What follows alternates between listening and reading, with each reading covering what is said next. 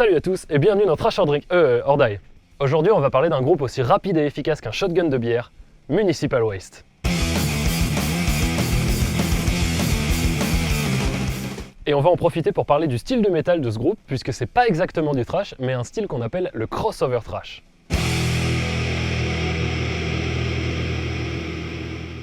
Le crossover thrash, pour la faire très courte, vous l'avez ? Ouais, remarque, c'est peut-être un peu tôt dans l'épisode pour la faire celle-là, mais vous l'aurez bientôt. C'est du thrash mélangé à du punk. Et là, vous allez me dire, mais Hubert, le thrash, c'est pas déjà du métal mélangé à du punk ? Eh bah si. Mais voilà, dans le crossover, il y a une double dose. Un peu de punk avec votre punk, monsieur ? Il y a plusieurs facteurs pour s'en rendre compte, mais le plus évident, c'est le chant. Rappelez-vous, il y a quelques vidéos, je vous disais que le thrash, c'était pas le repère des meilleurs chanteurs du monde, mais au moins, il y en a quelques-uns qui faisaient l'effort de chanter. Là, ça va vraiment être du chant punk bien vénère.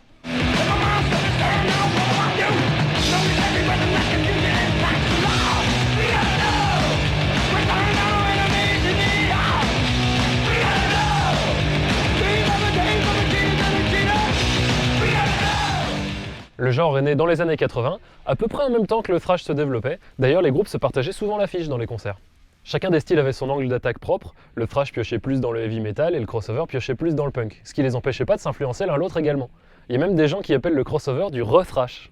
Parmi les groupes les plus notables dans le développement du style, il y a par exemple DRI, qui est souvent considéré comme le père du crossover thrash, Suicidal Tendencies, et bien sûr SOD, un side project du guitariste et du batteur d'Anthrax.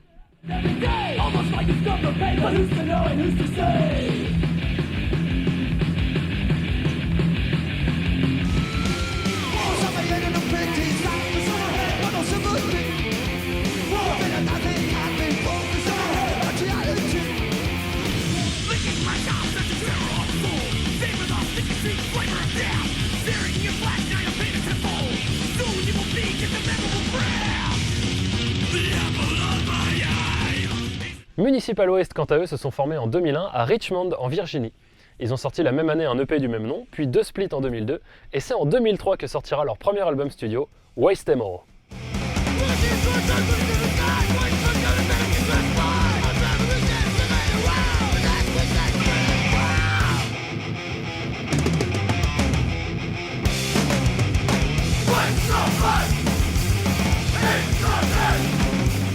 Voilà, s'il vous fallait encore une preuve que c'est du thrash avec supplément punk plus, je pense que ça devrait faire l'affaire. Ce premier album prend vraiment ses racines dans les groupes de crossover dont on a parlé à l'instant, et pioche aussi dans le métal, ne serait-ce que pour ce petit clin d'œil au premier album de Metallica dans le titre de l'album. C'est, je pense, l'album dans lequel on entend le plus l'influence du punk, notamment avec le chant. Mais le premier truc qui frappe, c'est la vitesse. Putain de bordel, comme ça va vite. Les mecs ont pas de temps à perdre. Les morceaux font en moyenne 1 minute et 9 secondes, ce qui permet de faire tenir 16 morceaux dans un album de moins de 17 minutes 30. C'est pratique si vous avez des capacités d'attention limitées. Par exemple, et profitez-en parce que c'est assez rare sur la chaîne Metallica, je vais vous faire écouter un morceau en entier, du début à la fin.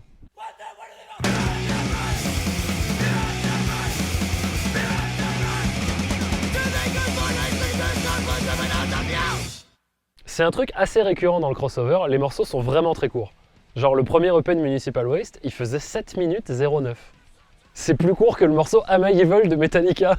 Il y a même un groupe qui en a fait une chanson, Lich King, dont on a parlé dans l'épisode sur les mascottes, qui est un groupe de thrash plus ou moins parodique, et qui a sorti en 2012 une chanson avec des paroles hilarantes intitulée Crossover Songs or Too Damn Short.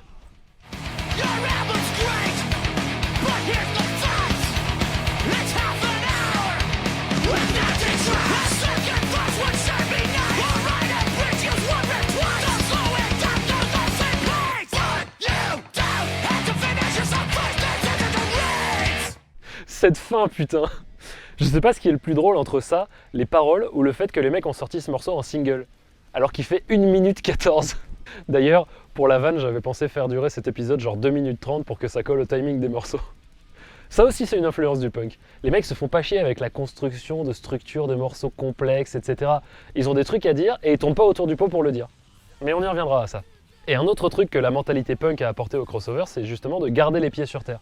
De pas se mettre sur un piédestal à se croire mieux que les gens, même si on joue des riffs de métal un peu techniques. Municipal Waste, donc, qui, après un changement de la moitié de son line-up, c'est-à-dire 2 personnes, a sorti en 2005 son deuxième album, Hazardous Mutation.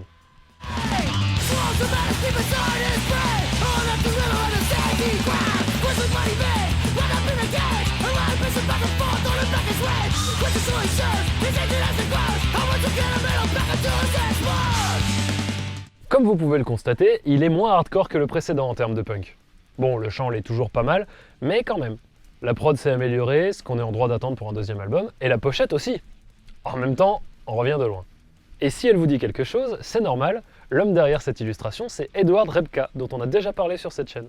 Artiste émérite qui a pas mal bossé dans le thrash, puisque c'est lui qui a fait, entre autres, les pochettes de Peace Sells et Rust in Peace de Megadeth, celle de Hell on Earth de Toxic Holocaust, et une pochette qu'on a déjà vue dans Thrash or Die, Fast Loud Death de Lost Society. Ouais, il y aurait moyen de crier au plagiat si c'était pas le même dessinateur. Du coup, j'imagine que c'est plutôt un hommage à Municipal Waste que Lost Society a voulu faire. Après tout, leur inspiration pour des riffs aussi charmés viennent sûrement un peu de chez eux. Hazardous Mutation, donc, un album plutôt salué par la critique, que certains voient encore aujourd'hui comme le meilleur album du groupe. On a en tout cas un peu plus le temps de réaliser ce qui se passe, puisque pour quasiment le même nombre de chansons que Waste Em All, il est plus long de 9 minutes. Bon, rassurez-vous, il y a toujours un morceau qui dure 23 secondes, quand même. Un genre d'hommage à Cliff Burton qui s'appelle Black Ice. Traduction verglas. Sorti de ça, sur cet album on retrouve plusieurs morceaux qui tournent autour des thèmes un peu horrifiques, genre des mutations radioactives dans le morceau titre, un requin tueur dans Terror Shark, et même un morceau appelé The Thing, en hommage au film de John Carpenter du même nom, sorti en 1982.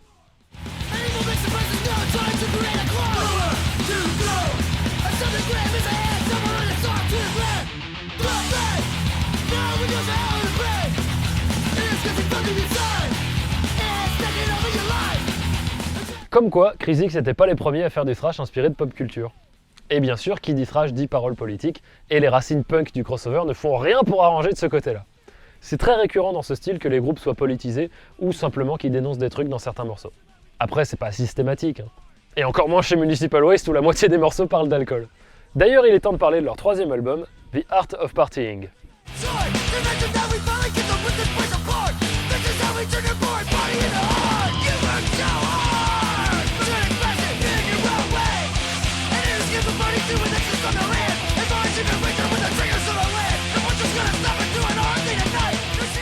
Avec une pochette qui a été ma principale inspiration pour mettre ce beau bébé dans le décor de l'émission.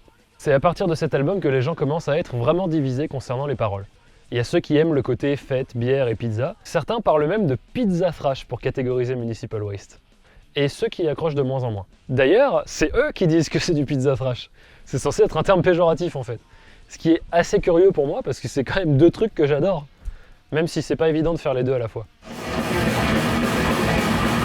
Musicalement aussi, il met pas tout le monde d'accord.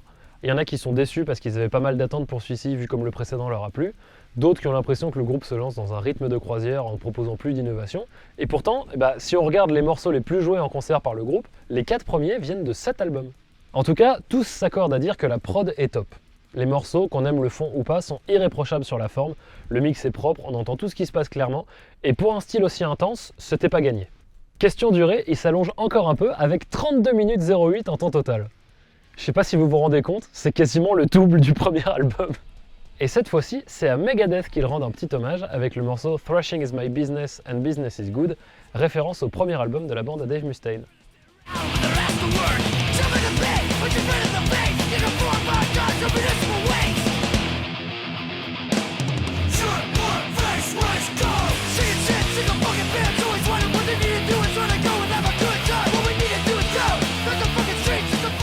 Deux ans plus tard, Municipal Waste sortira son 4e album studio, Massive Aggressive.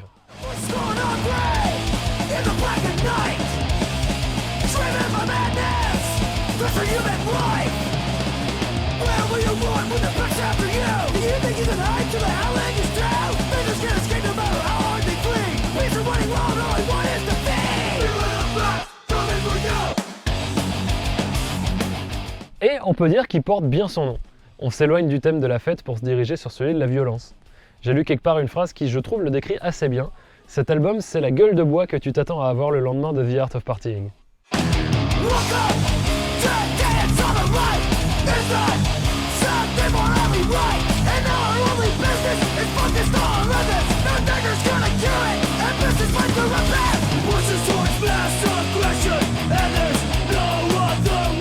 Et autant le changement de thème était attendu et globalement apprécié, autant l'album en lui-même l'est moins paradoxalement. Au final, il va devenir pour beaucoup l'album le moins aimé de toute la discographie. Donc les gens n'étaient pas tous convaincus par The Art of Partying, mais quand celui-là est arrivé après, Oh bah en fait, il était pas si mal, hein. Après, on trouve toujours quelques bangers sur l'album, bien sûr.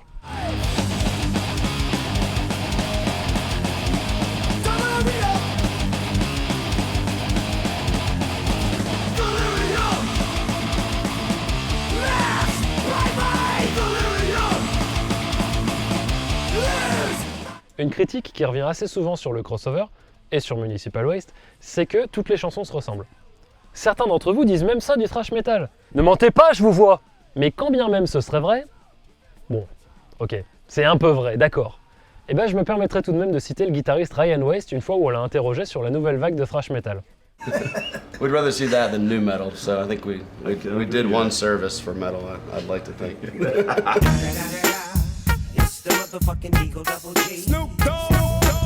Bon, après, effectivement, je reconnais que le thrash a ses codes. Et je vous parle même pas de ceux du crossover. C'est peut-être pour ça que les chansons sont aussi courtes d'ailleurs. Genre t'écoutes un album, il dure une demi-heure et ça suffit largement. Et parmi ces codes, il y en a un dont j'aimerais vous parler, qui existe autant dans le crossover que dans le thrash, les chœurs. Dans la musique, en général, peu importe le style, quand on fait des chœurs, ça se construit plutôt comme ça. On a une mélodie principale, la voix lead. Country roads, take me home. Et ensuite, on rajoute des voix à des hauteurs différentes. Souvent, on commence avec la tierce au-dessus. Country roads, take me home. Et on continue à en rajouter, par exemple, une plus grave que la lead cette fois. Country roads, take me home. Une fois tout chanté ensemble, ça s'appelle une harmonie.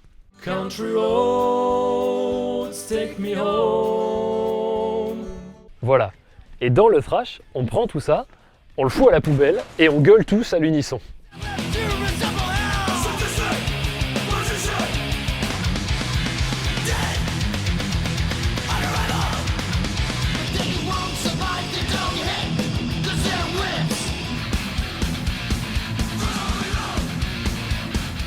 On appelle souvent ça des gang vocals. Et bon Dieu que c'est efficace. Ça donne un putain de punch au morceau, et je peux vous dire que c'est vraiment kiffant à faire en live.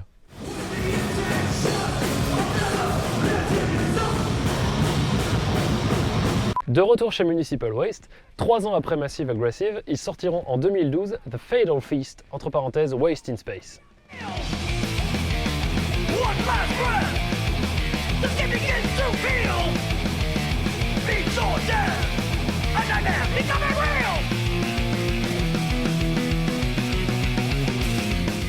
Album qui, avec un peu plus de 39 minutes au compteur, sera l'album le plus long du groupe, encore à ce jour. Les paroles restent sur un mix entre violence, alcool, zombies et horreur, avec un petit peu de science-fiction dedans pour les morceaux titres et la pochette, très cool d'ailleurs, soit dit en passant. Bien meilleur que la précédente en tout cas. Musicalement, il n'y a pas autant de chansons qui se démarquent que dans les autres albums. Celui-là semble être considéré comme une sorte d'anomalie, mais à ce stade les gars savent ce qu'ils jouent, ils savent ce que les fans attendent, donc c'est ça qu'ils produisent en expérimentant assez peu. Mention spéciale pour le clip de Your Cut Off en dessin animé, si vous en avez pas eu assez avec mon hors-série de cette année sur le métal dans les dessins animés. Un peu gore mais assez marrant. Après cet album, Municipal Waste ne va rien sortir pendant 5 ans. Enfin, ils n'ont pas rien branlé non plus, hein. Ils ont pas mal tourné après la sortie de Fatal Feast, mais il y a une autre raison pour laquelle il n'y a eu aucun album EP ou single pendant 5 ans, et cette raison tient en 2 mots. Side projects. Tout le monde en a dans Municipal Waste, et même plusieurs par personne. Le guitariste en a 2, le chanteur en a 3, le bassiste en a 4, et je vous parle même pas du batteur qui fait collection. Et autant il y en a qui en profitent pour changer un peu de style de métal, autant Iron Reagan, le groupe du chanteur et du bassiste, bah on dirait Municipal Waste 2 quoi.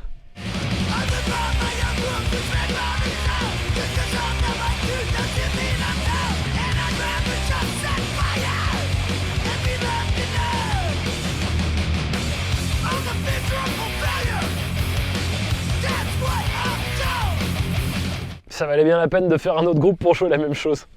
En tout cas au niveau musical, parce que vous imaginez bien qu'avec un nom de groupe pareil, les paroles vont être pas mal politisées. Ceci dit, Municipal Waste n'est pas en reste là-dessus, puisqu'en 2016, ils ont sorti ce t-shirt. S'il y a bien un truc positif qu'on peut tirer de la carrière politique de Donald Trump, c'est que ça a donné des sacrées bonnes idées au groupe de thrash pour les t-shirts. Vous l'aviez pas vu parce que c'est marqué dans le dos, mais sur le t-shirt Exodus que je portais dans le précédent Thrasher Day, il y a marqué ça derrière. Le plus drôle avec le t-shirt Trump de Municipal Waste, c'est qu'il y a des gens qui se sont offusqués, genre « Oh là là, je suis déçu, je pensais pas que vous étiez comme ça », alors que, mon gars, tu t'attendais à quoi de la part d'un groupe qui a sorti un morceau qui s'appelle « I Wanna Kill the President » sur son premier album? C'était à l'époque de George W. Bush pour info. Et bien sûr, il y a eu d'autres morceaux depuis qui, même s'ils n'étaient pas spécifiquement ciblés sur quelqu'un, avaient quand même des prises de position assez claires. Genre Standards and Practices sur l'album dont on vient de parler.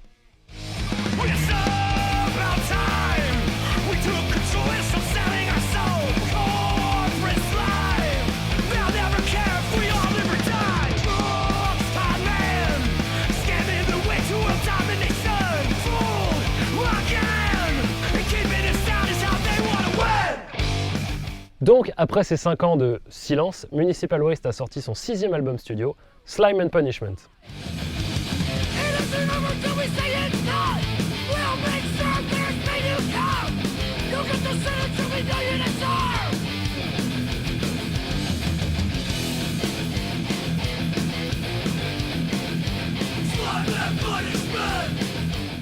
Ils se sont ressaisis sur la durée.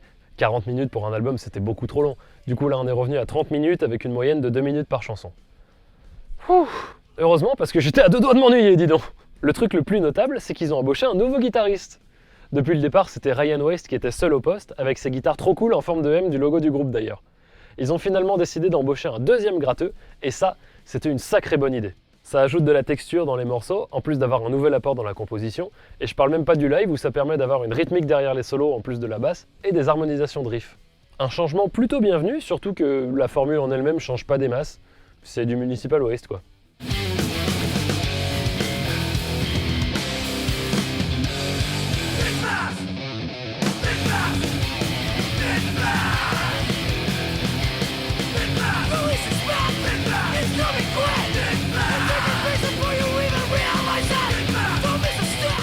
Après, la prod et le mixage sont vraiment super.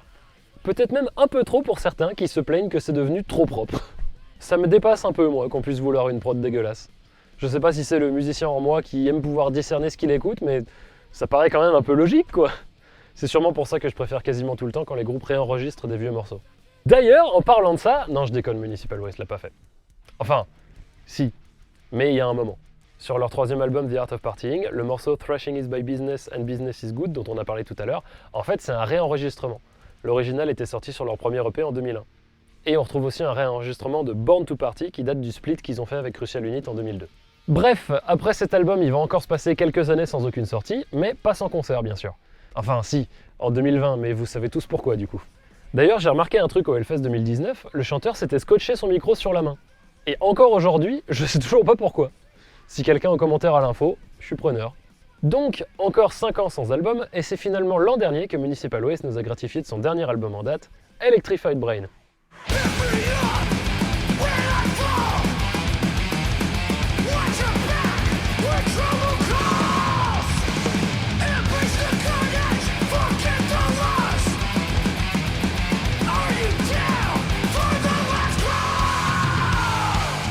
Alors déjà, cette pochette est trop cool.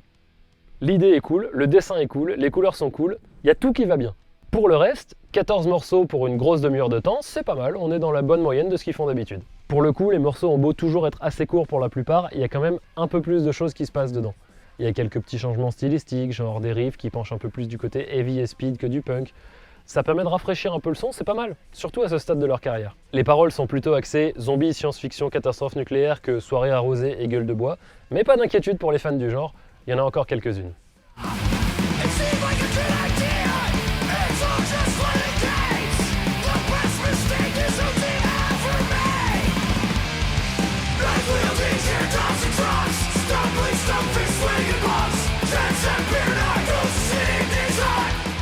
C'est vraiment un album de très bonne facture. Je sais pas si c'est le fait que grâce au confinement ils ont plus pris le temps de bosser dessus ou si ça vient du fait qu'il y a un deuxième guitariste, mais en tout cas, ça fait plaisir. Les solos sont remarquables, on a l'énergie des débuts avec des riffs plus matures et une meilleure prod. J'ai envie de dire que demande le peuple.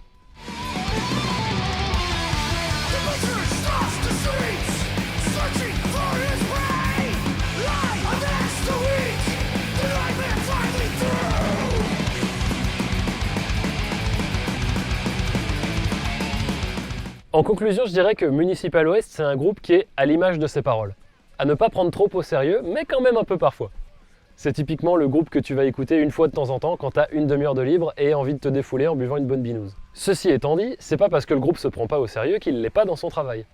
De l'aveu du principal compositeur Ryan Waste, quand bien même ils adorent se marrer et faire la fête, quand il écrit des riffs et des morceaux, il est super sérieux et fait ça de la façon la plus pro possible. Et le batteur, Dave Whitty, c'est dans la picole qu'il est super sérieux. Le mec adore la bière et c'est tellement validé par le groupe que sur la chaîne YouTube de Municipal Waste, on trouve une vidéo qui s'appelle « Les monologues du baron de la bière Von Whitty » où il parle de ses bières préférées pendant 4 minutes 30. Voilà. Allez, on passe aux suggestions d'albums. En tête, j'aurais tendance à mettre Electrified Brain. C'est le mieux produit, le plus accessible. Je pense que pour débuter le groupe, c'est un très bon premier verre. Ensuite, Hazardous Mutation est très bien pour continuer. Et The Art of Partying est assez important aussi, surtout si vous voulez aller les voir en live. Et je vous le conseille, c'est n'importe quoi les concerts de Municipal Waste. Vu que les morceaux les plus souvent joués en concert viennent de celui-là. Après, vu la durée des albums, si jamais vous êtes chaud pour écouter le reste, ça devrait pas vous prendre plus d'une après-midi. Allez, c'est tout pour moi. J'espère que la vidéo vous a plu et je vous dis à la prochaine sur scène ou sur la chaîne Metallica. Santé!